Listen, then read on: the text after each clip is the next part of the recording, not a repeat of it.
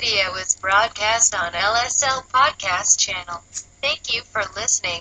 Please subscribe to the channel. Breaking news. We finally discovered where in the world was Matt Lauer. We now know what he was up to. Well, is there anyone left? Maybe they could bring John Chancellor back from the grave to do the... Do you realize, I think I may well be the last anchor standing before this is over. Who knows? I might be hosting all these shows. Yeah, from EWT. The last man anchor standing. No. I do worry about this, though. It has become there's a kind of frenzy out there. And when you see these big media types going down in such succession, you do worry about what it means, culturally and otherwise. Well, could this be Megyn Kelly's big moment? Big moment to step in, and Katie Couric is no longer. Is television going to be is news only going to be a female occupation? No more males need not apply. Apparently, no men should be anchoring any longer. I mean, think about who we could bring back. Well, Keith Olbermann said he was not going to do politics anymore. He's retired from politics. Well, he's got his own. Well. And then, wait, who else? They say that... They could dig up David Brinkley, could come back from the dead and host. Well, I understand that George Stephanopoulos is on the short list for replacing...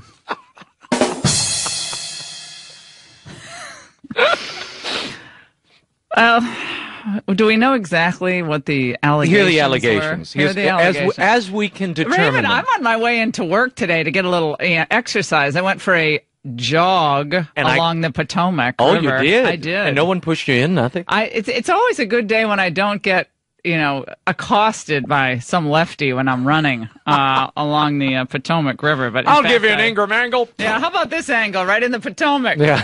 By the way, you know what's really depressing? We'll get back to Lauer in a second, but let's focus on me for a moment, yes. You know what's amazing is when you think you actually have a pretty good pace going, and then someone passes you. A child.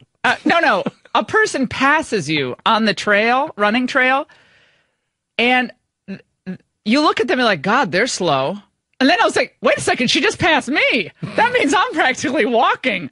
No. That happened to me when I ran the marathon, too. I thought, I'm picking up a good pace. The New York Marathon, I have a pretty good pace going. And then God bless her, a woman who's like 5'5", weighs 250 pounds, is blowing by me. I'm like, she's in better shape than I am. Using a walker.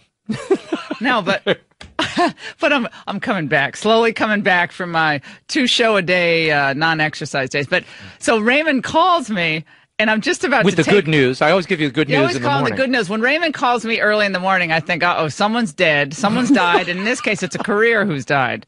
That's died. And then we got the Cabbage Patch Kid firing off another missile that can hit Washington apparently now. D.C. is within range. And I spent all that money on that landscaping, for my landscaping on my house. Here's the good news. You don't have to worry about mowing the lawn anymore. The bad news is you have no lawn. It's all gone. So we have that small matter to deal with, the Cabbage Patch Kid. Well, didn't you used to pull a cord on the Cabbage Patch doll and they would talk, or was that I don't think so, Chrissy no. in Velvet with that the was hair something growing? Else. I can't remember. That was a Woody doll. Yeah, that was okay. But so what happened? Back to the Lauer accusations, and I want to say that accusations. There was a female NBC employee who claims during the Rio Olympics, Matt Lauer was gold medaling, and apparently. Was it a long jump? Well, I don't know if it was a long jump or a pole vault, but whatever it was, he apparently so bad. He didn't quite get gold on this one. And look, he and his wife apparently have lived separate lives. She filed for divorce in 2006. They reached a settlement. She lives elsewhere. He lives in town. And the rumor was that he was dating a number of ladies at NBC, all consensual. Mm-hmm. And here's my worry. Yeah, I know him a little bit. He's a liberal. He's a liberal guy. He always seemed fine to me. But how do I know? All the people at NBC were very broken up. Savannah Guthrie, Hoda Kotb, and Willie Geist were very upset. Was Savannah playing the role of Nora O'Donnell crying about... Let's put a montage together of Nora O'Donnell crying over Charlie Rose, Savannah crying over Lauer. Gayle King. Has anyone checked on Oprah today? Because I think Oprah Oprah? Oh, no one checked on Oprah. So now they're all broken up. Does this mean Brokaw's coming back to the mornings? Mumbles is coming back. Oh, talk radio was inappropriate. All we can say is that we are heartbroken. I'm heartbroken for Matt. He is my dear friend and my partner, and he is beloved by many, many people here. And I'm heartbroken for the brave colleague who came forward to tell her story, and any other women who have their own stories to tell. And I get the big office now. And we are grappling with a dilemma that so many people have faced these past few weeks. How do you reconcile your love for someone with the revelation that they have behaved badly? And I don't know the answer to that. How many times did they have Bill Clinton on? How many times did these people interview Bill Clinton on the Today Show? Didn't they do those big colloquies for the Clinton Foundation? They did the round tables. MSNBC, Joe and Mika. I have a question. How many times did they go over to the Davos in Switzerland and do the Davos panels with all the sexual molesters? All the Hollywood stars? Now because it's Matt Lauer, they're suddenly broken up? They weren't broken up for Juanita Broderick. Where are the trail of tears for Paula Jones? Well, this is the most phony baloney stuff I've ever heard. They're broken up. She's going to get a raise. She'll get his office, which you know is bigger. Megyn Kelly will come in and swoop in, and it'll all be women. It'll be all women on all the. Maybe they'll bring back Connie Chung. What's Connie Chung doing? Was she ever at NBC or CBS? I can't remember. She was at CBS. You've never seen her again. She's just gone away. Yeah. Is she doing Home Shopping Network or something? Joan London could come back. Joan London from that A Place for Mom. Katie is free. Yahoo News has booted her, correct. So she's free. I think we have a theme going on throughout the entire radio show. Who could replace Matt Lauer? Bryant Gumbel, call your office. 855. Well, he's a bit of a flirt, too. Remember when Jesse Jackson said to me, I'm going to tell a story. I've already told this on the show years ago. Jesse Jackson says to me one day, where were we? I don't know. I have to think about where we actually were. Maybe on a plane or no, we were on a panel together. I think it was CNN. He goes, I bet you do a lot of Stairmaster. He said that. He looked at me and he said, you work out a lot. You do a lot of Stairmaster. I said, well, I do a lot of Stairmaster. Thanks a lot. Like, it didn't bother me at all. I mean, I guess some people would say that was inappropriate, but who cares? I said, thanks. I said, you look like you're in pretty good shape, too. Bye. See you later. That was my response. But you know what I do look back on, which wasn't in the 20 years ago range. I look back on these moments of just a few months ago. You were probably the last guy in the world that they wanted to fire because you were the guy that the ratings and the revenues were built on. You carried that network on your shoulders for a lot of years. Fingers so doesn't it seem safe to Buddha. assume that the people at Fox News were given a piece of information or given some evidence that simply made it impossible for you to stay on at Fox News? Out of that bite. Well, I don't know what happened to the end of that bite. But. Well, now the president is weighing in. The president has tweeted. Oh, no, he's enjoying. Brace yourself. Okay, the Billy Bush. Now, remember, this is the network that dropped Billy Bush for the Billy Bush-Trump bad boy talk on the bus. Remember the bad boy talk on the bus in October of 2016 that everybody thought was going to be kind of the end kill of his Trump. Campaign. It killed Billy Bush's. Now, is Trump saying that didn't happen now? I'm a little confused about Trump's. He said it wasn't real or something. Well, he better drop that anyway. He has tweeted twice this morning, and I'm going to read these now. Okay. Wow, Matt Lauer was just fired from NBC for inappropriate sexual behavior in the workplace. But when will the top executives at NBC and Comcast be fired putting out so much fake news? Check out Andy Lack's past. Here's the second tweet. So now that Matt Maybe Lauer... I am going to have to start telling my stories. Yeah, you Me bet. too. No. Watch out. Me 3. Too. See, I have my Me Too cards in my back pocket. I'm not playing those cards. That's going to be an Ingram Angle special. That'll be an Ingram Angle hour-long special. But, Me Too. Go ahead. Second Trump tweet of the day. So now that Matt Lauer is gone, when will the fake news practitioners at NBC be terminating the contract of Phil Griffin? And will they terminate the low ratings Joe Scarborough based on the unsolved mystery that took place in Florida years ago? The dead intern? Investigate. Oh! talking about the dead intern that was found in Joe's office. Wow, we're going real. We're going real. John Walsh on everybody. Total tabloid. We're going John Walsh from the Oval. What's going on? Check out Andy Lack's past. Phil Griffin should be fired. This is like the deck of cards in the Iraq War. This is the deck of cards in the Iraq War. Remember who got the Uday, and Kusay? Those are like the ace of spades. Then you got all the king, queen. Remember all the deck of cards? Trump has his own deck of cards up on the Oval Office. This is a Trump hand. That's you know what this is called? Payback. Boy, oh boy. This is called payback.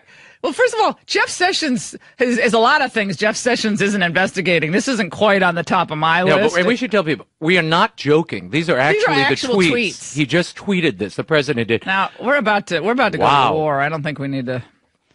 Now, Brian Stelter was out today on CNN We should invite him on our show. This is not.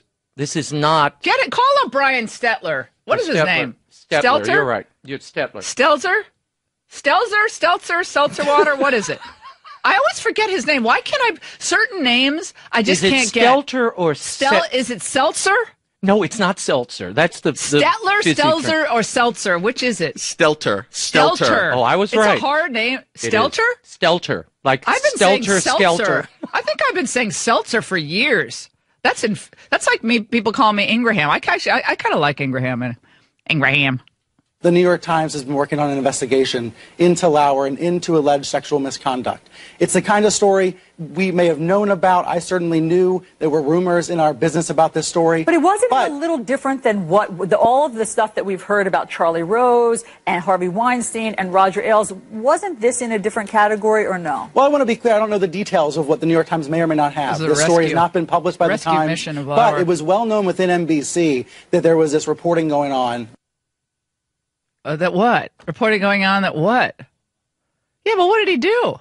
What did he do? I mean, what give me the facts here. But all I know is for him to be gone, like vaporized overnight, there had to have been a tape, right? There had to have been an audio tape, don't you think? Or a videotape? It can't be just someone... It can't be just, someone saying, oh, well, he sent me lewd text. It has to be, it has to be something else. That's all I can say. But who's left? Stephanopoulos is left. Yes. Michael Strahan. Who's Michael Strahan? He's the former NFL guy that was on with Kelly Ripa, who's now at GMA. He is the co-host at GMA. Good Morning America. You don't watch Good Morning America. No, I don't watch that. And that's all. That's it. That's it. That's who's left. There's some new man sitting with Gail and Nora O'Donnell, but I don't know. Scott Pelley was gone for another reason. They showed him the door over at CBS Evening News. Yeah. They have a new anchor coming in at CBS. Is Morley Safer? Anyone coming? People are going to be coming back. Maybe they should. I have an idea. Holograms. Are you guys? They just took it out of my mouth. Let's do hologram evening news. We can bring back Cronkite. Oh, we could bring back Concrete. You could bring Brinkley. Huntley Brinkley report. You could bring back Brokaw when he didn't mumble quite so much. And then at the end you could go to Andy Rooney. Well, let me tell you about. Did you ever notice that Lauer seemed to? He kind of strutted his stuff when he walked by the offices of certain young women oh no. Okay, so we have our own deck of cards, right? So the deck of cards, it's mostly Democrats. Let's face it. I mean, there are some Republicans in this deck of cards. Breaking news.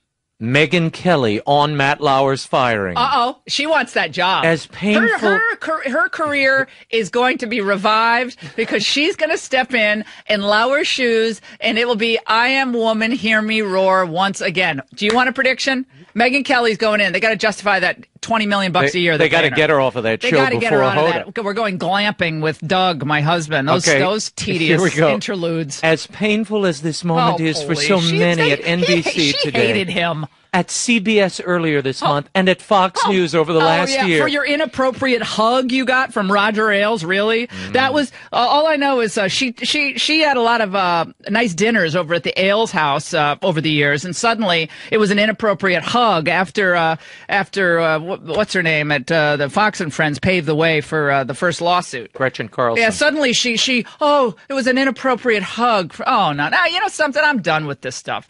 Don't go to someone's house for dinner and send them thank you notes if it's such an onerous workplace environment. Get out of town. I'm sick of that. So Kelly is saying, Megyn Kelly, she, as painful as this is, in Hollywood and elsewhere, it's a sign of progress. Oh yeah, progress, not in your ratings. Don't go away. Wouldn't it be great to actually have all the energy you want all day long? Unfortunately, fatigue often gets in the way, even for everyday activities. And it seems to get worse every year. Here's why. When you're 20, your body has a natural ability to maintain healthy circulation. But by age 40, that ability decreases by half.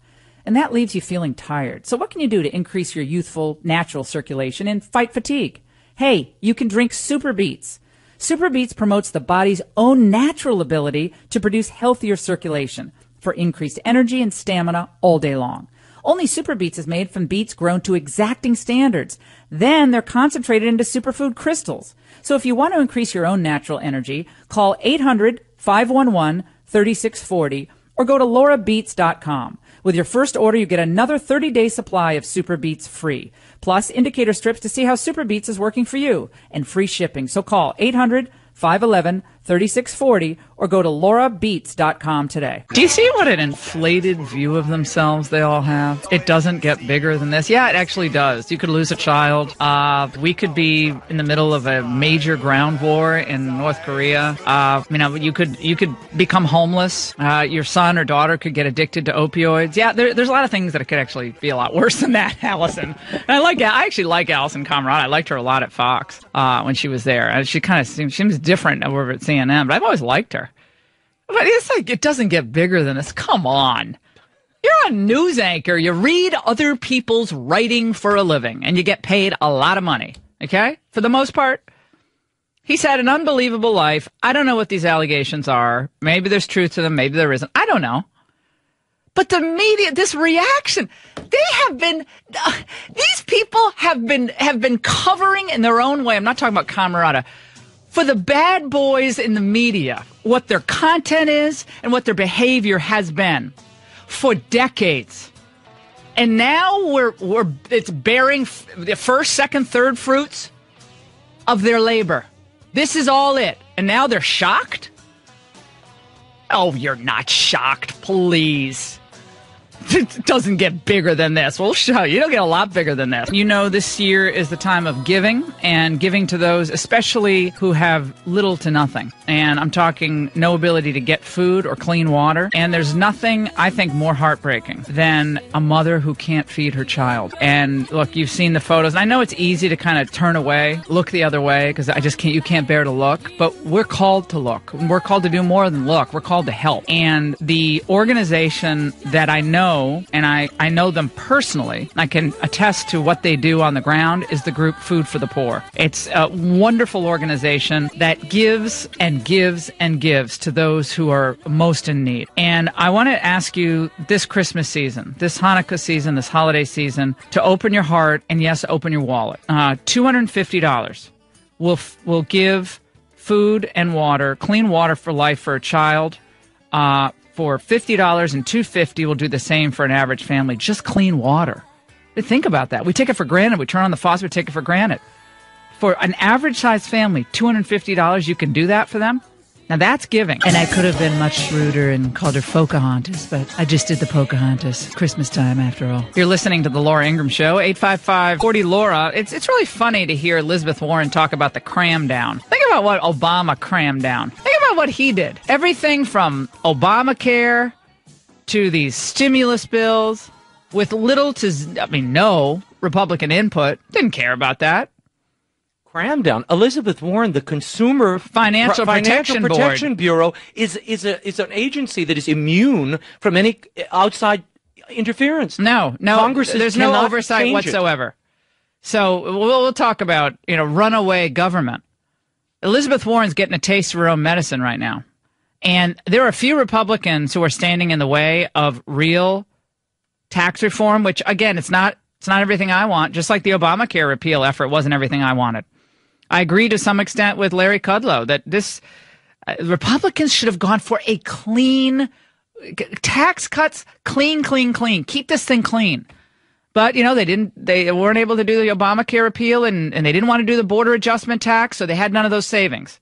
So here we are. And it always happens right before Christmas. Which you warned about back in May. Back in May, I said they're going to go all the way through Christmas. Watch what happens. And everything is going to be pushed to the last week, right before Christmas break. Joining us now, John Hoeven. I'm delighted he's with us. Senator from the great state of North Dakota, where winter has already arrived. But it could be a long winter of the Republicans' discontent if they do not get this passed. And we're just delighted that Senator Hoeven is with us. Senator, how are you? How's your family? How's everybody? Good, Laura, and Merry Christmas to you. You had a great Christmas hat on there, and I got to tell you, in North Dakota, it's really nice, about 50 degrees, 60 degrees when I global went warming last is helping you. So, got to tell you, it's pretty nice out there. I still have to come up to. It's one of the. I think it's one of the 2 states I have never been to, North Dakota. So I do have to come. Invited. Yeah, I'm coming, and we're going to go. Yes, you'll love it. We'll go hunting together, but then you hunt, and then I'll try to resuscitate the animals. That's what I usually do. So I'm not a hunter. We have great hunting. I just try to resuscitate the birds after they're shot. That's what I do. We have great hunting and great fishing. All right, I'll do the really fishing. I don't care about the fish as much. Come out. Yeah. All right. Well, that's on the books. Let's talk about where we are in this tax reform, because you heard Elizabeth Warren, who said this is a cram down, a giveaway for to the rich. And then you have people on the right saying, why do the Republicans make this so complicated? Why don't we have clean tax reform, cleaner tax cuts, more relief for the people who actually pay the lion's share of the taxes? So which is the truth there? Is it Elizabeth Warren or some of the critics on the right, like Larry Kudlow and others? No, she's not right. I mean, it's tax relief focused on the middle class, but we give tax relief across the board. And it's not just tax relief, Laura. It's about growing the economy. When you combine the regulatory relief we've done with tax relief, you get more economic growth, and that creates more jobs, more demand for labor, and higher wages. So it's a twofer. It's about keeping more of your hard-earned tax dollars, growing this economy, and moving wages and income higher. And Senator McCain, it looks like he could once again be the Grinch who stole tax reform, or Grinch who stole Republican success, legislative success. What is going on there? Your old pal Jeff Flake, or Corker, I should say. You had the Corker-Hoeven immigration bill, which I couldn't stand that thing you did back in whenever that was. But you and I debated. My part of that was border security. You go back and look. My part was border security. I know, but we're going to have lunch over that someday, because we'll have lunch and discuss the immigration. But I want to discuss that with you. But on this stuff, your old friend Corker, and then you got Collins, Flake, McCain, and Murkowski looks like she'll be okay in the end. But McCain is the one who really looks like he's going to be a no vote on this. What do you say to McCain today, after all these years of Republican campaigning as a so-called conservative? What do you say to him? I've talked to him. I'll continue to talk to him and do everything I can to get him to vote for the bill. I mean, we need tax relief. As you said, look, nobody's going to like everything in it because everybody has different ideas of what they want. But this is truly tax relief, and I'm working to get every Republican to vote for it. I think we're going to get it, and the Democrats ought to join us. We'll see. At this point, it doesn't look like they will. Senator, the concern is that this always gets jammed up right before Christmas, where we don't have like normal course budgeting. We don't have, this regular legislative process. It's always running and gunning to the last minute. And we see this with some of the delays and confirmation of key positions, both at the State Department, at the Energy Department, other federal departments. What about this idea, and would you favor this? I'm not even necessarily talking about working through Christmas, although, maybe you have to work through Christmas. It's the country's future at stake. But what about keeping people in session, not adjourning, until things really get done? And force the Democrats' hand, because Schumer and company, they don't want to be working this hard. They don't want to work over a weekend, multiple weekends. And finally, they'll cry uncle and start confirming good people to assistant secretary and deputy secretary positions, and maybe even get some votes on some key pieces of legislation. What about that idea? Right. No, we are doing more of that. We're going to have to do more of that. It's unfortunate. It should be debate, vote on the merits. But, with tax relief, I believe we'll move it this week. We'll get to Congress past that before the end of the year. The challenge, of course, is Senator Schumer and Nancy Pelosi now are positioning to hold up funding for the year because they feel that Democrats win in a showdown if there's any kind of shutdown. And that's the challenge we have. We are, I think, putting forward very reasonable proposals, but they're really pushing to the shutdown because they feel that Republicans get blamed if there's a shutdown. Well, Senator Schumer said that in 2013 that a shutdown should never be on the table. That's what he said. But now they're the ones who are poised to shut down the government, correct? Or shut down some parts of the government. Yeah. Right. You saw what happened today, and that's the first step in positioning for a shutdown and trying to blame Republicans for it, because they want to add a bunch of things to spending bills. And then if we say, no, that's not reasonable, then they say, okay, you guys shut down government. And it just typically, it plays that the Republicans are the one at fault, even though we're saying, no, here's the spending bills, we're putting forward reasonable proposals, and then they want to add a bunch of things to it, and they say if we don't agree to that, then we're shutting down. He said previously that you should not be able to, and correct me if I'm wrong, attach policy proposals to budgeting legislation, exactly. Correct? Okay, so in his policy proposal, going back to immigration, is to give mass amnesty to all these so-called dreamers, correct? That's one of his big deals. Correct? Right. They want to attach, yes, that's what they want to do, is they want to attach policy issues now to the spending bills when, as you said before, of course, we can't have any kind of policy bills attached to the spending bills. But again, it's them positioning to demand things and then blame us for shutting down government if we don't go along with it. Senator Hoeven, back to my idea of just staying in session, where Republicans frame this debate as it needs to be framed. We need real tax reform. We need corporate rates cut. We need relief to the middle class. And this is what we have on the table. This is what we're voting on, and force their hand. Make them stay in session with the Republicans, so they can go home. They can go home and not vote, whatever they want to do. But we stay in, because I'm still a Republican, of course, but stay in session until this whole thing is revealed. I think the great thing about Trump, one of the great things, not just the roaring economy, but one of the great things is that you see everybody's cards. Everybody has to put their cards on the table now, from again, McCain to Flake, to some of these other, Susan Collins, and I know they're colleagues of yours, but you kind of see where the rubber's meeting the road here. And it's time to expose the Democrats for what they're really doing to hold up real economic revival beyond just the 3.3% GDP we just heard about this morning, which is fabulous. Imagine what it's going to be like once we get tax reform through. But pin it on the donkey. Well, sure. Pin the tail on the donkey, the Democrats. Right. I think that's exactly what we're working to do with tax relief to get it done before year end. We need to stick with it until we get it done. And the same thing with the year-end spending bills. But we really have to pound the message that, look, we're putting forward reasonable proposals. We're not interested in shutting down government, but the Democrats can't demand all these other policy issues and say, if we don't go along, that somehow that's a shutdown. But yeah, you're right. We have to stick with it until we get it done. You know what? I think you're a hero. Senator Hoeven, you're a hero if you go to the American people and you say, we're not going anywhere. Like, I urge Senator McConnell, and I know he's a Senate Majority Leader. I get that. But you're a hero if you say, look, you're like Mr. Hoeven goes to Washington. You're staying here. And if you have to stay speaking on the Senate floor until actually this gets done, I don't care. I just think if I'm advising you as a political advisor, that's the advice I give you. And you're the champion of the people. Well, you expose them. That's what you should do. In essence, that's what's going to happen. Look, December 8th, the funding bill comes up. And so we're going to have to stick with it until we get something in place. The thing that's going to be important is how people perceive it.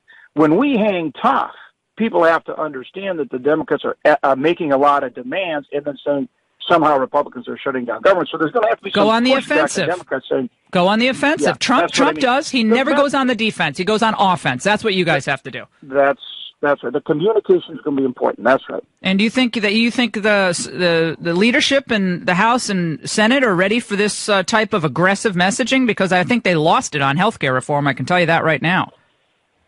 I think so, but you saw the press conference yesterday after Senator Schumer and Representative Pelosi refused to come up to the White House. The president had what I thought was a very effective press conference where he said, hey, we're here, we're ready, we're working to keep the government open. Where are you guys? That's the kind of communication that we have to do. Yeah, well, he can't carry the ball all by himself. I'm glad you're coming on our show. And again, it's the Democrats resistant to economic growth. They're resisting transformational change. They're resisting American middle-class tax relief. I would turn their resistance right on them. I'd use their lingo and turn the tables right on them. I just gave you like 3 ideas, so you can take those. Senator Hoeven. Yeah, I think the tax relief, regulatory relief is big for our economy, going to be good for our country, good for people and for jobs. Personalize it, get a couple families from North Dakota, make the trip to D.C., and they should speak at a press conference on Capitol Hill and say, Democrat leaders, why are you stopping my tax cut? Why do you want to keep more of my money? I'd have people from every major state in this country given a microphone and speak right to the American people, and we'll cover that. I think it would be fantastic. Anyway, I should run communications for the Congress. That's my next job. It's a great message. Absolutely, it's a great message. Senator Hoeven, you take care. We'll check back with you next week, the week after. We really appreciate it. We'll take a break on the Laura Ingraham Show. 855-40-LAURA. Motown. No, Great American music. 70. He was 7. He was 9. 8 or 9 when he sang that. And Rockin' Robin, my kids love. Oh no, we danced to that in the house. Oh, we go crazy. We did. This is just a cool song. Why are we bringing up ABC? Well, letters are acronyms. We love acronyms here on the Laura Ingraham Show. Acronyms are fun, aren't they? Fun. FBI, CIA. What's your favorite acronym, Raymond? RAA. RAA is your name. RAA. Mine's LAI. Would you have a favorite acronym, James? What's your favorite acronym? My favorite acronym might be RBI. Runs batted in. HR, home run, all that. Oh, that's good stuff. That's up. But how's this for an acronym? LGGBDTTTIQQAAPP. What is that? Lesbian, gay, gender queer, bisexual, demisexual, transgender, transsexual, two-spirit, intersex, queer, questioning, asexual, allies, I don't know what that means, pansexual and polyamorous, inclusiveness training. Well, all right. Elementary schools, this is in Durham, I don't even know where this is. So we've moved past LGBT. This is in Britain, I would not have sent out that tweet if I were the president. Not because I care about Chuck Schumer's feelings, but it doesn't accomplish anything. I think it's better to have those Democrats sitting there for the rest of the country to see them sitting there with him. I mean, it's kind of dramatic to have the empty chairs and just their name tags there, which is what they had yesterday at the White House around the big conference table. It was just the empty chair. It's like debating the empty chair with Clint Eastwood. I thought Clint Eastwood was going to show exactly. up for a second. But there's always time for that type of framing. There's a way to frame things that works and one that doesn't. But I think that if you want to box the Democrats in, I think you have to have them at the table first. They would reject what Trump was saying, but it's much better to have them sitting next to you and say, "Look, this is a budget. We got to get this spending, the spending stuff through, and we need real tax reform for the middle class." And I know there's a resistance out there, Chuck, but you can't be resistant to giving $1,300 or $1,500 to every middle class family in the United States with a tax rebate. Basically, what would be more money in their pockets. You can't be resistant to that, Chuck.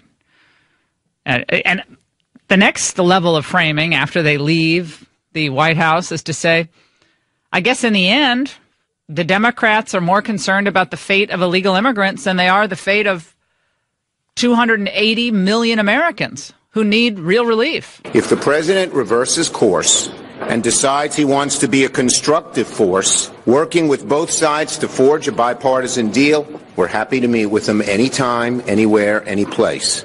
But as long as he remains a destructive force, it would be a waste of everyone's time to continue working with someone who clearly has no interest in coming to an agreement. Peggy Noonan today on Morning Joe said that Trump is not good at doing deals, contrary to what he campaigned on. Just not great at deals. I think it was around 7 o'clock or so. Not good at deals. You don't know what. Here's the bottom line. The man is so unpredictable. He has so many ways to get his message out. You have to sit back and wait for the dust to settle with Donald Trump. It is a fool's errand to, in the middle of a movement, try to say, where he's going or where he'll end up. That's a good point. Maybe I'm wrong. I think Peggy might be. Well, we're looking for the line. Peggy sound, right, kids? Come on. Because I think he was actually trying to smoke Nancy and Chuck out and force their hand, because he's saying, look, you're all about immigration. All you want is immigration out of this deal and raise taxes. That's not good enough. That makes Trump look like the defender of the people. And it also puts them on the defensive.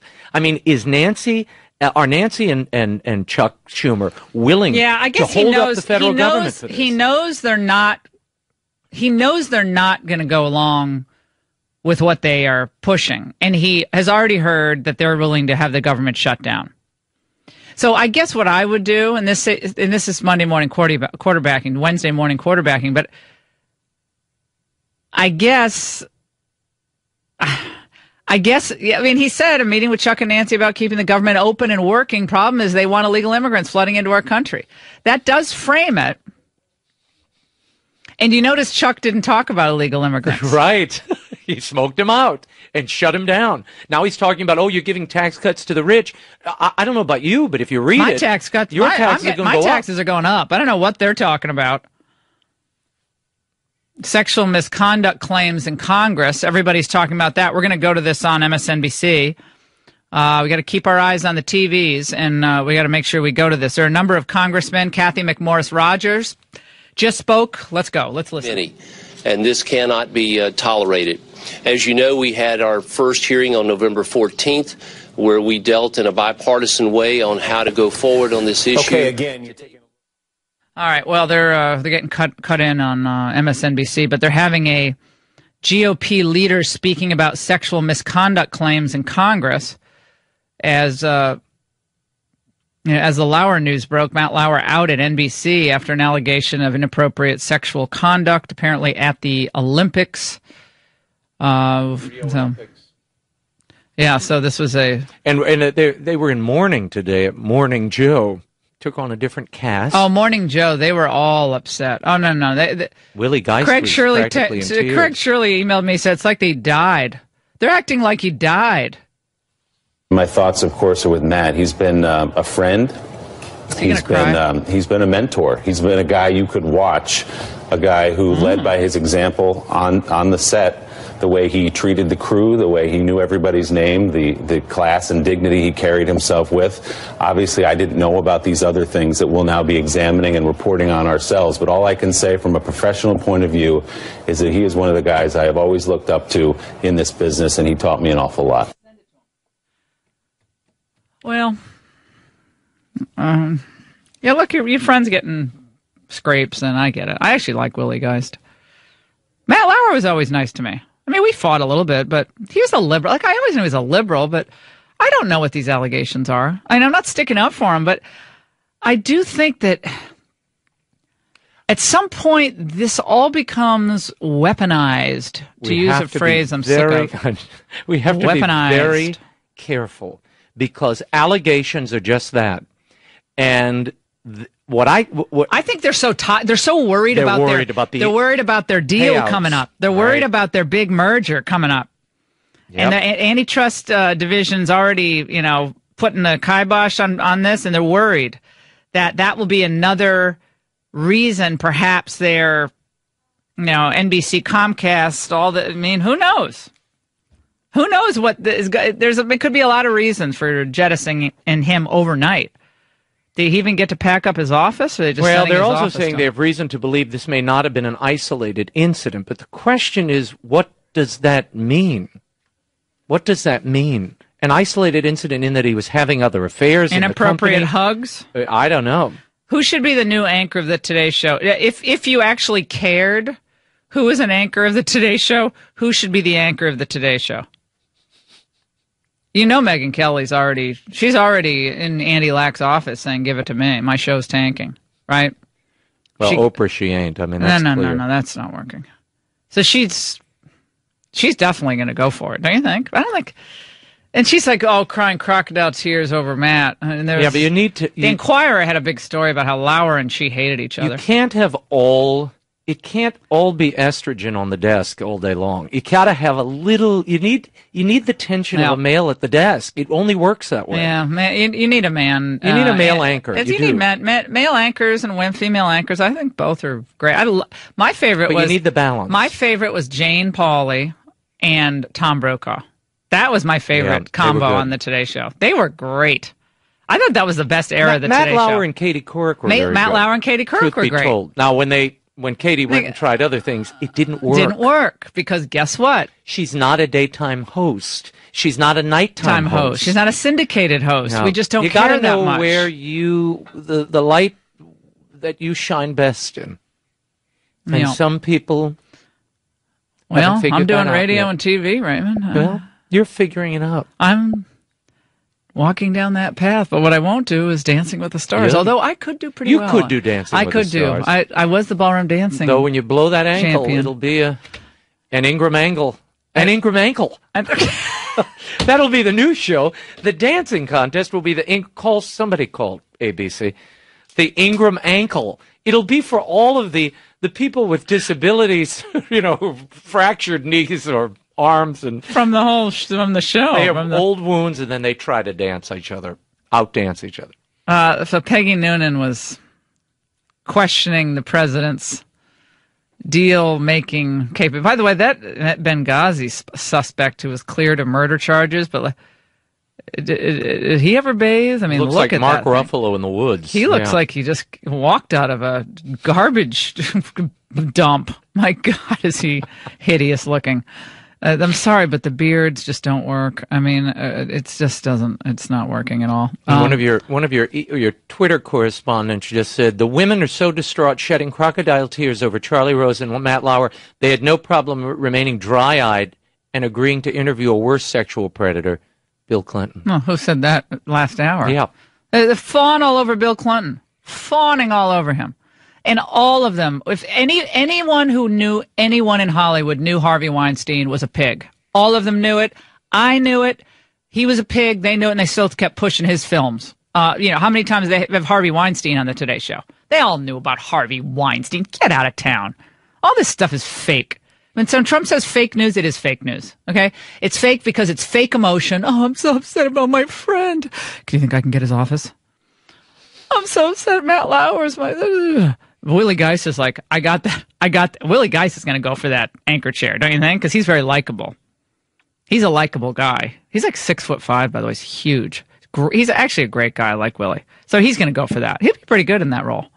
I'm lobbying for Willie Geist. If they're going to go for someone who's kind of a acceptable person.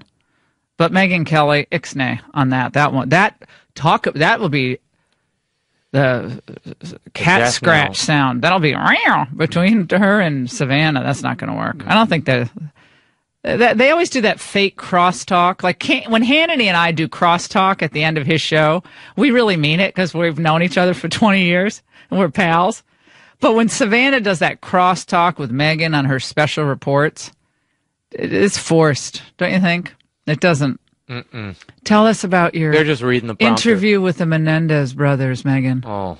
The Menendez brothers in jail because they deserve to be highlighted for blowing their parents away. Unbelievable. All right.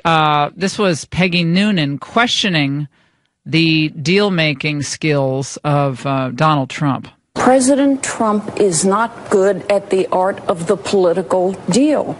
He apparently was good at business deals. He has won an election race, but but he's not good at making the deals you gotta make to get big legislation through. Well, I think he made a mistake in trusting Paul Ryan on the, and Mitch McConnell, I should say even more on health care. I think that's for sure right. But I think he's gotten more juice on trade and working with President Xi and the NAFTA. He's already made so much progress on both China and NAFTA. I got some China watch updates for you, which we're going to get to next segment. Paul Ryan is speaking right now. We're going to go to this live. Let's go. That's creative. That was very creative. Okay, A for creativity. It wasn't yelling it out. It was good. Lisa from PBS. That was really good. All right. All right. No, it's good. On this same subject, do you or do any members of leadership, including committee chairmen, receive notice of when these settlements are made? We don't. The settlements. He's going for the settlements for the shush fund. For sexual. Yeah, we don't know predators. those names. We don't have this information. That's why he's reviewing the entire process. So we're waiting. He's doing hearings. We're waiting for the committee to review the entire process to see how this settlements issue needs to be addressed, reformed going forward. We don't want to make one-off decisions. We want to make a comprehensive review of the entire situation, and we do not get these names. Comprehensive such fund reform. Yeah, why don't you go ahead? Paul wants to get away. He couldn't get away from that microphone fast enough. Anything that comes through the Office of Compliance for approval has to be signed off on by the chairman of the Committee on House Administration and the ranking member. I've been chairman since January of this year, 11 months, and I've yet to have a single settlement come to my desk. Give us the names. Who is that? Who is that guy? Who is that congressman? Never seen in my life. We do know that since the inception of the Congressional Accountability Act back in 1995, settlements that have been paid out from 1997 to the present, we're told total about $17 million on 260 plus claims. We're told. So what we don't have, names? And we're trying to get and believe that we will ultimately get it, is a breakdown on how many of those claims are member sexual harassment. I think that's a fair question, something that we should be able to come up with. Included in that is for the entire legislative branch, all of those claims. So 2002, there were a large number of anthrax claims. And 2007, there were asbestos claims. Okay, well, so that's fine. Let's find out what they are. Okay, we'll continue with this. 855-40-LAURA. No one seems to know or give us the names of the... Well, how hard could it be? You only got 200 and some names. Get me the names. Well, why the delay? Don't go away. The people at LifeLock wanted to remind you that there's a lot more to identity theft than you might have thought. Monitoring your credit or checking your bank statements may offer you some protection, but they only offer a limited view of what's actually going on with your identity. You may not be able to detect if your personal information is for sale on the dark web, or if someone gets a payday loan in your name, or even if a thief takes over your 401k. But that's why there's LifeLock. They use proprietary technology to alert you to a wider range of ID threats. And if you have a problem, one of their U.S.-based identity restoration specialists will work to fix it. Of course, no one can prevent all ID theft or monitor all transactions at all businesses, but with LifeLock, you can see more ID threats than you may otherwise miss. Join now and get 10% off by using promo code LAURA. Call them at 800-LifeLock. That's 1-800-LifeLock, or head to lifelock.com and use the promo code LAURA. That's LAURA to save 10% now at lifelock.com. It seems that he didn't know about this fund either, which is why I asked that congressman from Oklahoma, whose name escapes me the other night on air, on the Ingraham angle. I asked him, what other things don't you know about in Congress? I mean, congressman after congressman after congressman has come on my show saying they had no idea that this was a fund. I believe them. Apparently this one committee has the information. The Housing Committee. Who was the guy who was on, guys? I asked you like 15 times. Who? Greg Harper, Republican from Mississippi. Greg Harper? So he knows the names, correct? Of who the congressmen are? He has to. He's the head of that committee that oversees the slush fund for the settlements. Greg Harper. Elisa, let's get him on the angle tonight. Let's get him on the angle tonight. But again, it's everyone like, don't look at me. I don't know who the names are. I don't know. And Paul Ryan was, he was good there. We're not going to tolerate this. And I don't think Paul Ryan would tolerate it. He's a good guy. And I don't agree with Ryan. We have had our big fights, but I'm just saying as a person, he's a good person. He didn't know about this. Isn't it amazing? $17 million just gone. Gone. Well, unless you were in trouble, you wouldn't know about it. It's shocking that none of these congressmen have come forward who were part of the settlement. They know their name is going to come forward. They know it. It's going to be released. And some of them might have settled because they didn't want to deal with it. Not everyone who is charged is guilty in all of this. That you really, if you're in a real pinch, the only gift that you really need to get for someone that you really love, that you want them to use every day, so it's not just something that's put on a shelf, get them the Ovation Holiday Gift Set. 7 pieces in this gift set, beautifully packaged. Maybe put a little bow on it, put it under the tree. And guess what? Oh, I used it at the gym today. I poured in my little travel size bottles, the conditioner, and the actual shampoo for I have kind of straight hair, so that's the kind I use, and it's awesome. And I use the Ovation Cell Therapy 2 times a week. It's my 3rd bottle in the shower, and there's other cool products. I don't want to spoil it all, but it's nearly 60% off, and it's better than that. Okay, get this. Just for a limited time, Christmas time, the set saving now is $80. Okay, so you can buy several of these now, and excluding one for yourself. Treat yourself right, too, at Christmas. So get all your shopping done quickly and conveniently. Just go to ovationhair.com. You got to select my name, Laura Ingraham, at checkout, and it's guaranteed or your money back. So, again, special pricing, but you have to go to ovationhair.com, Laura Ingraham at checkout. Once you use it, you'll never want to lose it. Ovation Hair. Like a wonky topic, but Trump won yesterday at the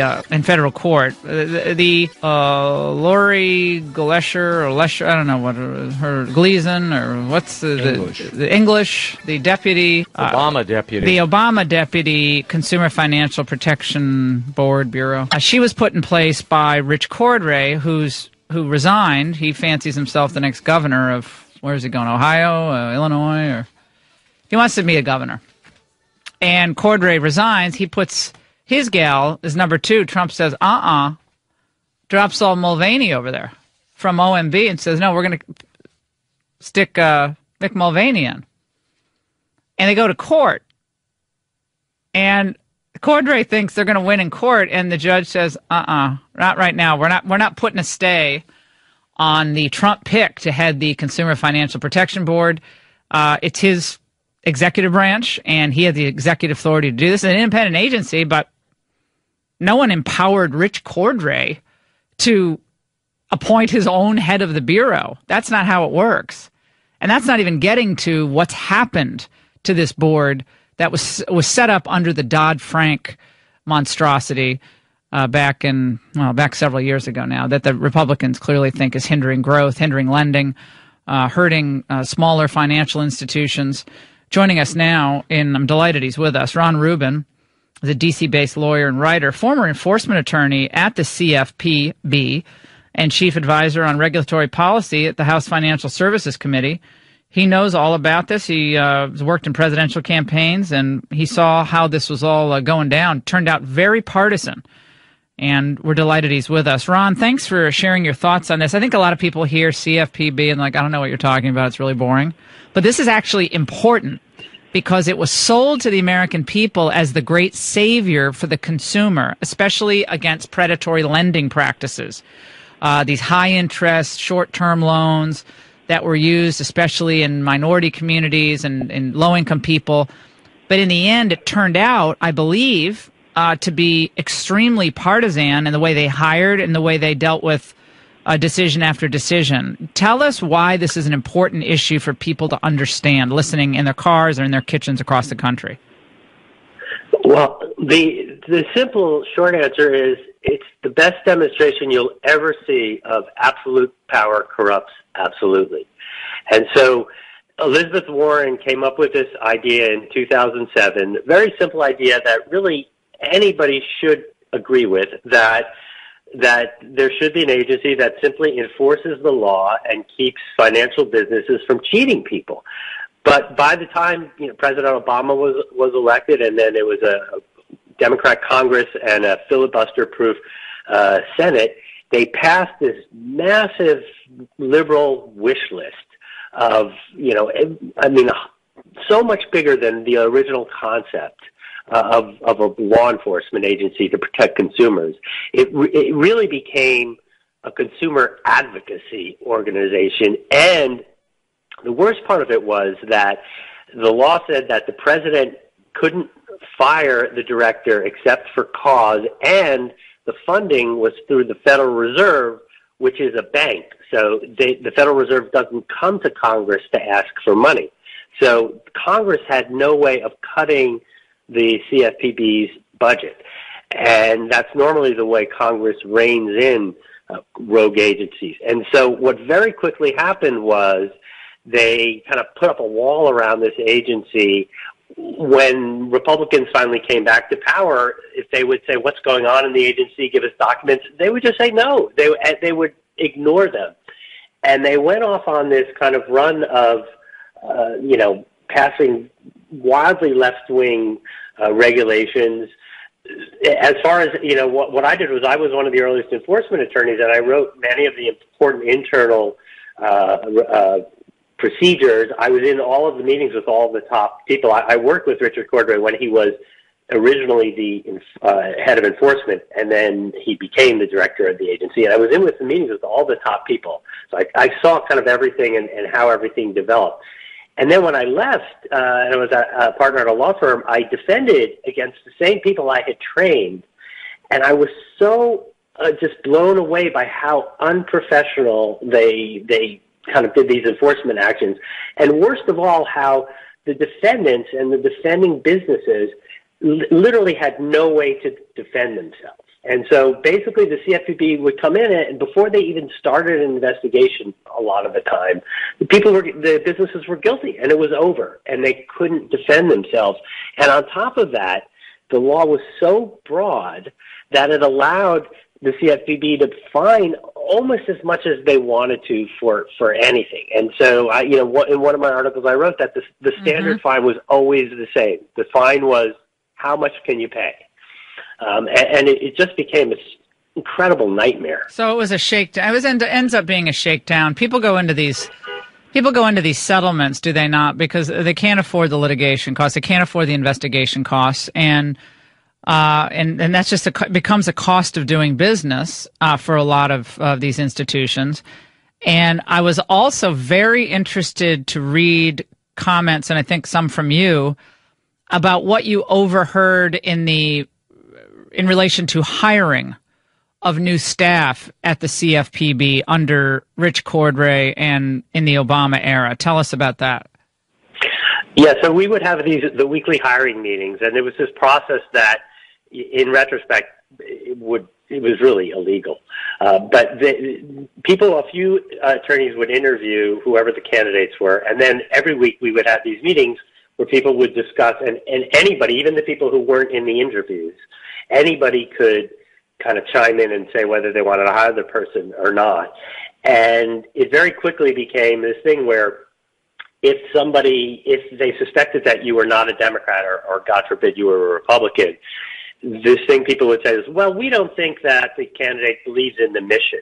And that was always understood to be, this person may not be a Democrat. And Kent Marcus, who became the enforcement director after Rich Cordray was promoted up to director, in one of these meetings, he kind of said, well, sounds like a good liberal to me. And he really wasn't being sarcastic. He kind of meant it. And around the room, so it was kind of like the unspoken thing you could never say. And there were kind of gasps around the room. Right, so you were never going to get hired. If you were a known conservative, you were not going to get hired at the CFPB, correct?